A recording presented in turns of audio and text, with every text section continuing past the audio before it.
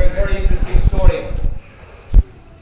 There is a pool in Jerusalem into which an angel will descend every once in a while and stir the water. And whoever will go into this water first will be healed. It's a very interesting thing, isn't it, that all these people gather around this pool. And one man, whoever is first, will be healed.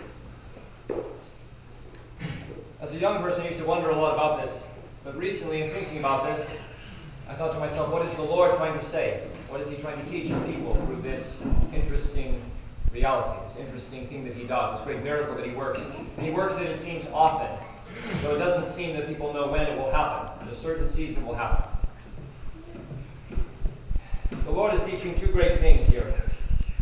First, he's saying to his people that there's only one who can heal, and that is him. All the invalids are gathered around the pool, but not one of them can heal him or herself. Right? They cannot. They're waiting for the angel to come and to give God's power into the water, to infuse his power into the water, and whoever enters first will be healed. And it doesn't matter how long a man may wait, it doesn't matter what he may do, it doesn't matter if he throws himself into the water. If he doesn't enter at the right time, he will not be healed. Only God can heal him. His own merits will not. But at the same time, you have to watch. The Lord teaches watchfulness and zeal, because you don't know when the angel will go into the water and touch it. So you have to watch. A man has to be watching his pool at all times to see when his moment will come. He has to have the zeal to continue watching. And when the pool is stirred up, he has to have the zeal to leap into it, to be the first to enter, that he might find healing.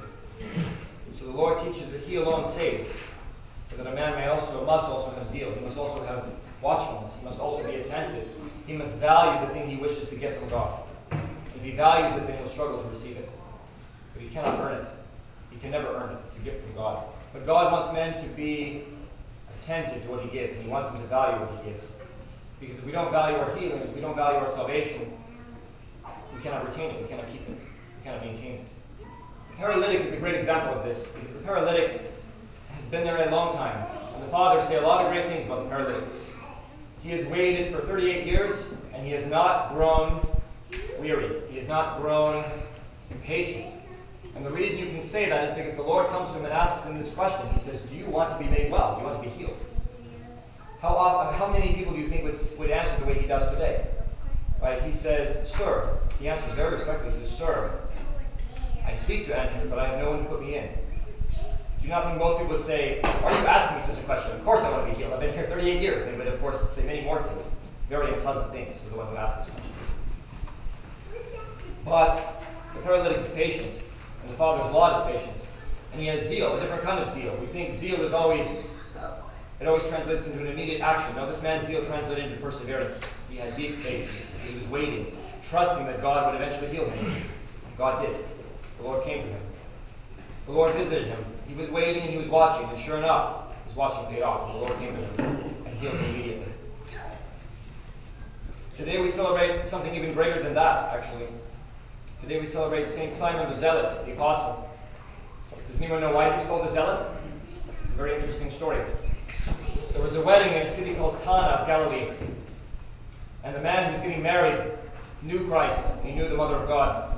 And he invited them to come to his wedding, along with those disciples that Christ had.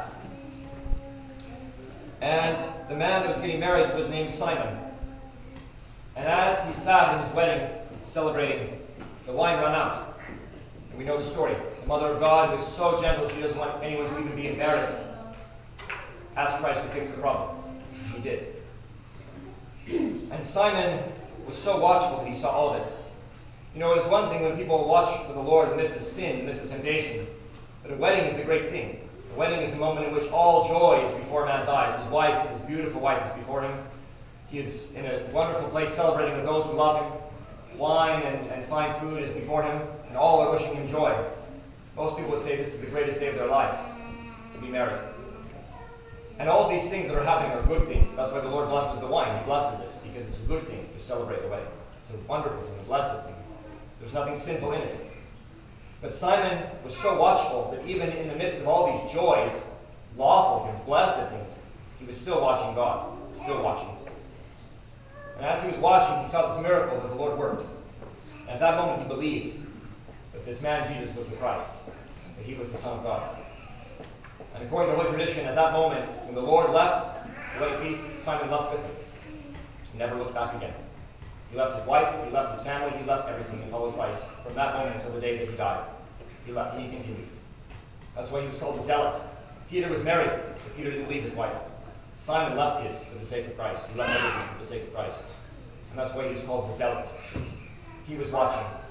Simon was watching very carefully. And he had great zeal. And when the moment of salvation came, he took it. One could say salvation himself walked past Simon's house and entered it. And when Simon saw him, he grabbed him and said, I will go with you, O Lord. And he did. And Simon will not just enter paradise as a saved man, he will enter paradise as a glorified man because of his watchfulness and because of his zeal, and because of his perseverance and his patience. The Lord alone saves. The Lord saved Simon. Simon couldn't turn water into wine, but the Lord did. And he revealed everything to Simon. He revealed the transitory nature of this life, and he revealed what he would offer him. And Simon was with him. The Lord alone saves, but the Lord looks for those who value what he is doing. The Lord offers all to all men freely, but he's looking for those who are watchful, and for those who value what he offers. Value what the Lord offers. Be watchful. Be patient. We have not endured probably tremendous agony for 38 years as this paralytic has. Many of us suffer great things, but we can take the great example of this paralytic and his zeal for the Lord. And if the Lord did heal him, the Lord saved him. The Lord is loving. The Lord is the one who saves, and he will save those who watch for him. So watch. Watch, and you might be surprised like Simon was, and you will follow him out and walk with him all the days of your life.